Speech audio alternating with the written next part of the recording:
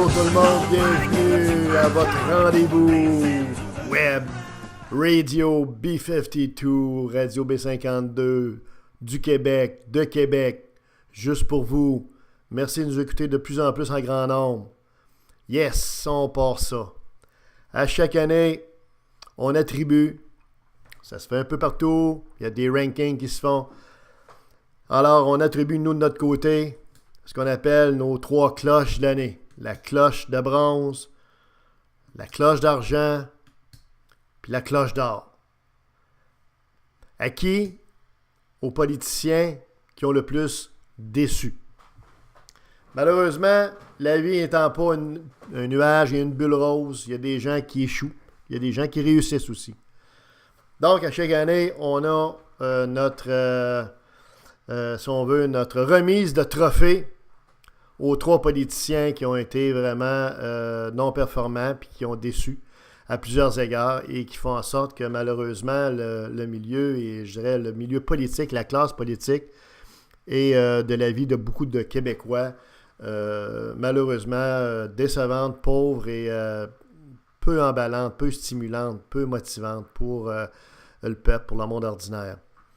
Alors, on va commencer notre classement. Donc, on a une cloche de bronze pour celui qui a fini 3e, une cloche d'argent pour celui qui finit 2e, puis une cloche d'or pour le grand champion. Alors, la cloche de bronze, on l'attribue à Justin Trudeau. Pourquoi? Parce que Justin Trudeau est très aimé au niveau international du point de vue relations publiques. OK? C'est très bien.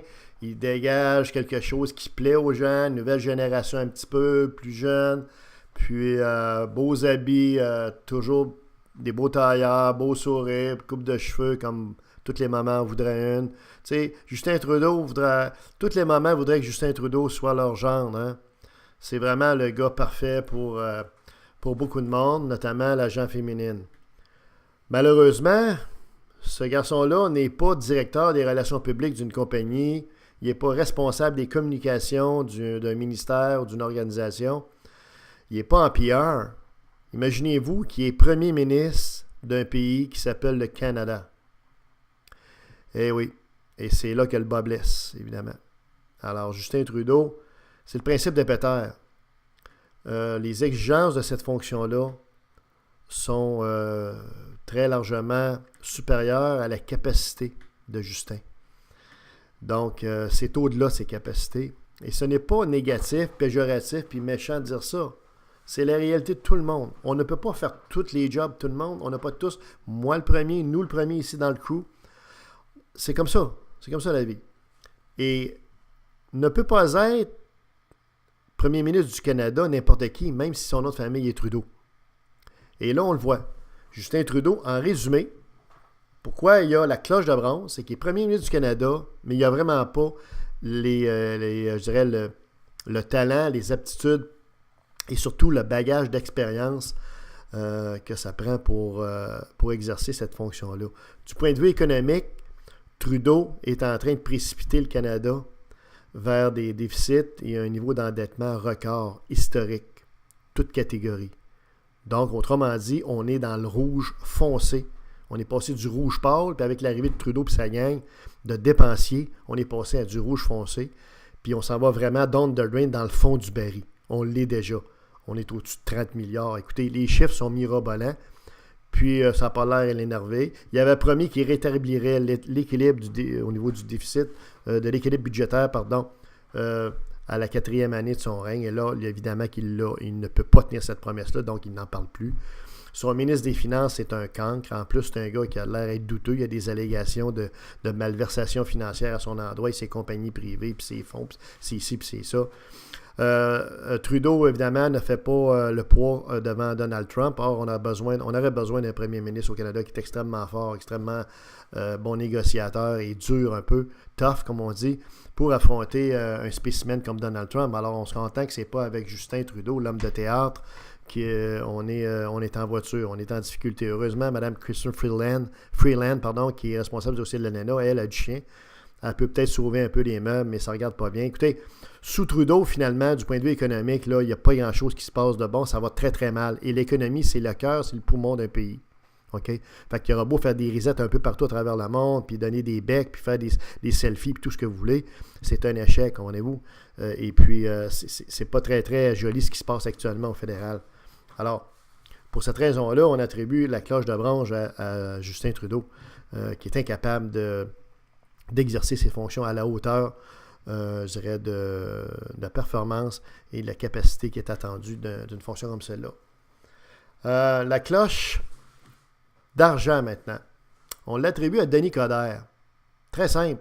Denis Coderre, à peu près à 1 an de l'élection pour être maire de Montréal qui a eu lieu au début du mois de novembre, Denis Coderre était très en avance, il n'y avait aucun problème, il n'y avait pas de contender, il y avait une Madame Plante là, qui était un peu intéressée. Mais il était tout seul sur la glace. Encore, même à 3-4 mois de l'élection, il était encore tout seul sur la glace. Il n'y avait pas nécessairement un taux de popularité aussi élevé que quand il est arrivé, c'est bien normal. Mais somme toute, tout était beau. Et croyez-le ou non, en l'espace d'une couple de mois, il a réussi à perdre l'élection contre une no-name. Charmante, madame, sûrement très brillante et tout ça, mais quand même une illustre inconnue qui a tout simplement capitalisé sur les erreurs monumentales de Denis Coderre et qui a fait en sorte que Denis Coderre a beaucoup plus perdu l'élection que Mme Valérie Plante ne l'a gagné. Et on le dit en tout respect de Mme Plante, qui va sûrement faire, en tout cas on le souhaite pour les Montréalais, une bonne job, là. Mais Coderre, vraiment, la cloche d'argent, mon Denis, tu l'as perdu, puis par ta faute, par ta très grande faute, et uniquement ta faute. C'est pas des farces, là. Puis encore une fois, ici, on n'est pas des grands admirateurs là, de Coderre, qui était un politicien plus de la vieille époque, où on se veut de old-fashioned, un peu vintage, un peu dépassé, type là, du Parti libéral du Canada. Mais tout ça dit, il reste néanmoins qu'au total, il n'avait quand même pas fait une si mauvaise job que ça pour se faire battre comme il s'est fait battre.